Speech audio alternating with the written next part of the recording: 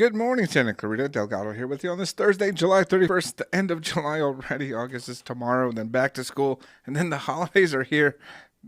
It's my favorite time, but man, that went by fast.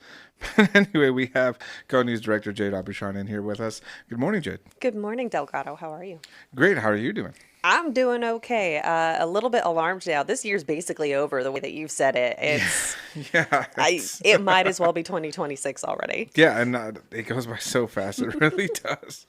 But you're in here to talk about the KHTS News Headlines of the day. What's in the news? So we do have a little bit of an update from our afternoon news from yesterday, and that is, how long have you been working here? About 13 years, 12 years now. Wow. All right, so Saying that out this loud. this is a little bit relevant to KHTS history. There was a fire in a building over at Sierra Highway and Soledad Canyon Road last night. It did a pretty good amount of damage. You can see some photos on our Instagram and on our website. You can actually see flames spurting out of the ceiling. And that building was actually the site of the KBET offices back in the 1990s. Okay. I did not was able to get into that office. I came in after they changed the name. But yes, so before KHTS, we were KBET. We were still out here. We've been out here for more than over 30 years. But the KBET office, yes, that's right behind the Pizza Hut right there and where that car wash is at, kind of tucked away right in Yeah, and between there's a there. little auto center there as well. And that auto center that was part of what was the KBET offices is what was damaged in the fire. We're still looking for a cause as to what started that whole fire, but it is a little auto center.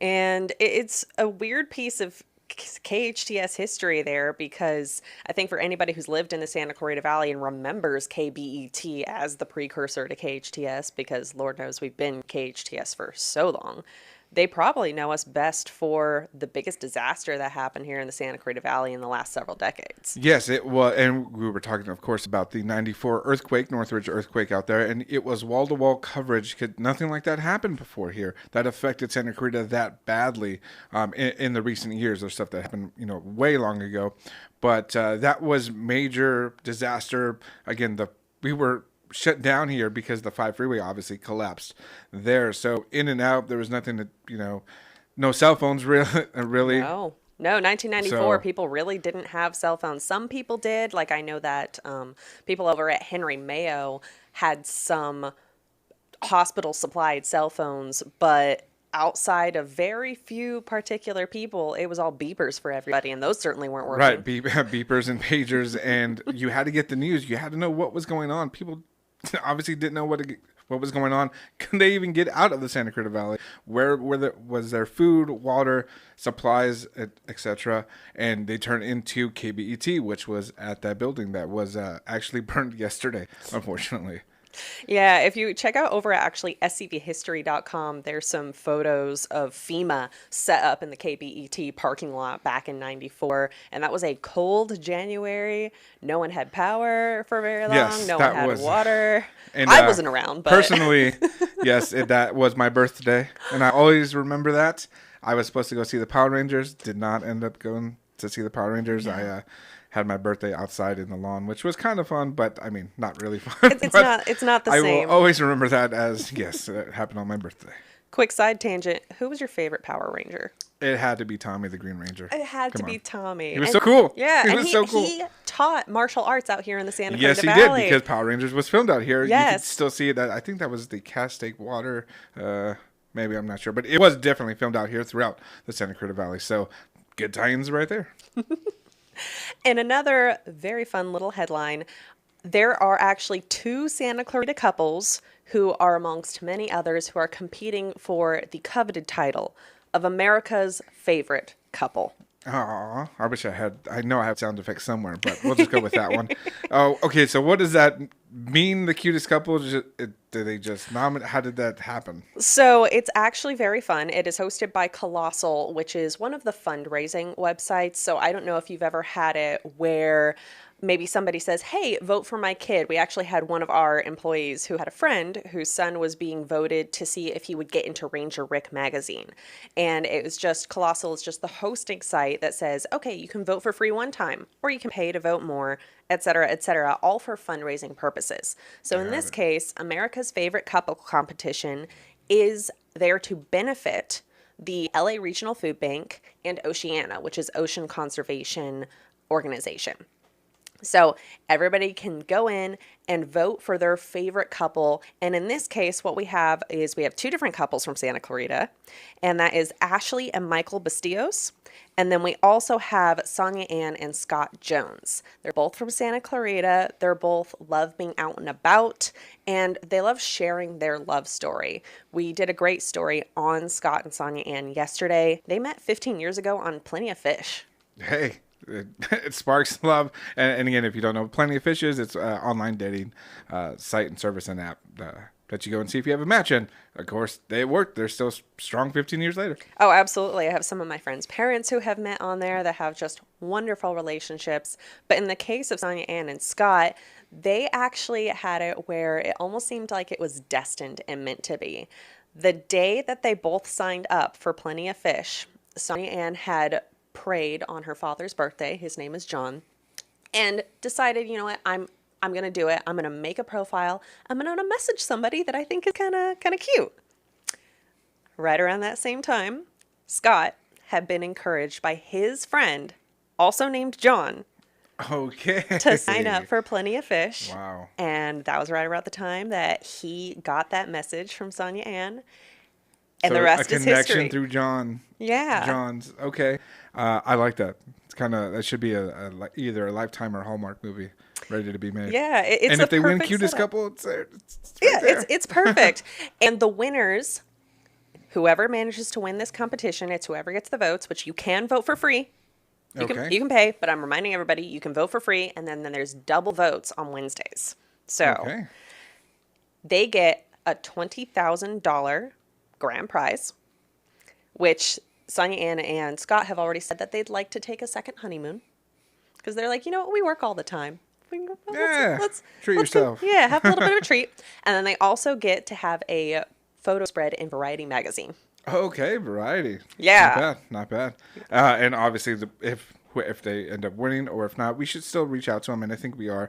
Maybe we get them here for an interview and Yeah. help their cause and vote for both of them. We're not picking favorites. Yeah, we're not picking favorites. We've just happened to, we heard about Sonia Ann and Yes. Scott first. We have already reached out to Ashley and Michael, and we're going to learn a little bit more about them. But Ashley and Michael love to travel, and they've also told us a little bit about their love story as well. And we're going to be hoping to put that up later today. And that's obviously at hometownstation.com. hometownstation.com. There's plenty of photos out there as well. I think they were hiking, or one of the photos that we featured. So they're out and about. So cutest couple.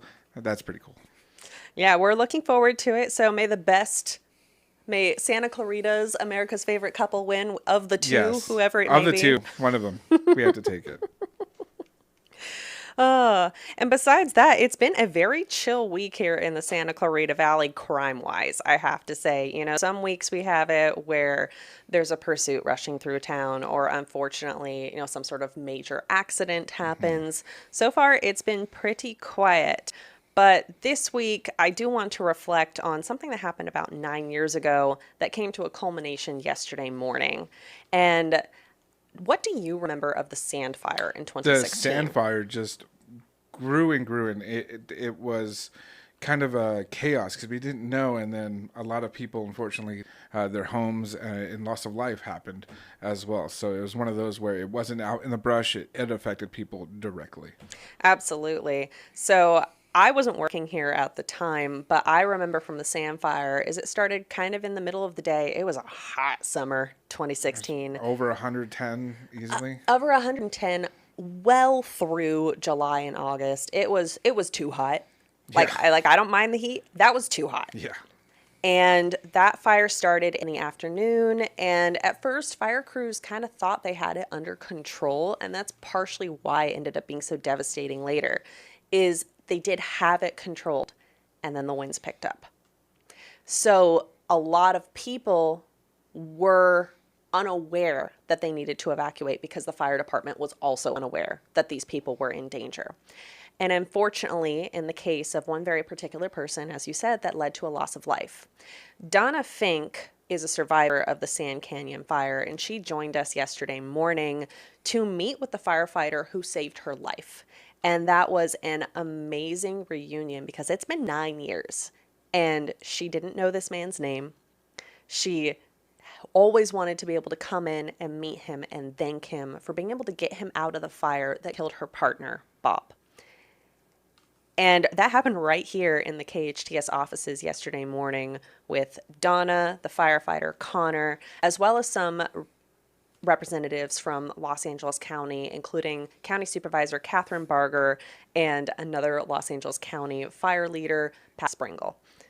Yeah, it was very emotional from I did not know how it was going to go and be received, but it was very emotional. Everybody was just kind of, because you don't want to be reminded of that thought of, loss of a partner, and then obviously the fire and all the devastation. Even though it's been almost 10 years, it's still, all the emotions come back flooding, and they did flood, but it was more gratitude and being able to connect finally with and be reunited with the firefighter that saved their life. I think that something that set a great tone for the day is when Connor came in with a bouquet of flowers for Donna. That really set the whole scene, I think. And it was very nice to see how everybody was able to reflect on the damage that the sand fire caused, because Donna didn't just lose her partner, she lost her house. She lost her car. Her car had been packed with all of her emergency things that, your ready, set, go plan says, your personal documents, your photos, her cell phone. She lost everything. She didn't just lose her home, her car, and her partner. She also lost a lot of the ways that she could keep track of her physical memories as well. And so she's had to rebuild her entire life.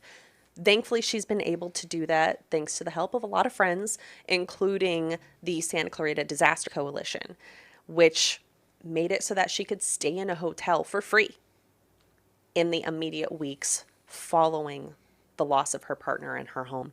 But it's been a long road for Donna, and we're very proud to see where she has come, and we're very thankful to the community that really stepped up to support her and people like her, not only in the sand fire, but in the tick fire a few years later, or even most recently, the Eaton, the Palisades. Like, if there's something that Los Angeles and Santa Clarita by extension knows how to do, it's how to come together in an emergency.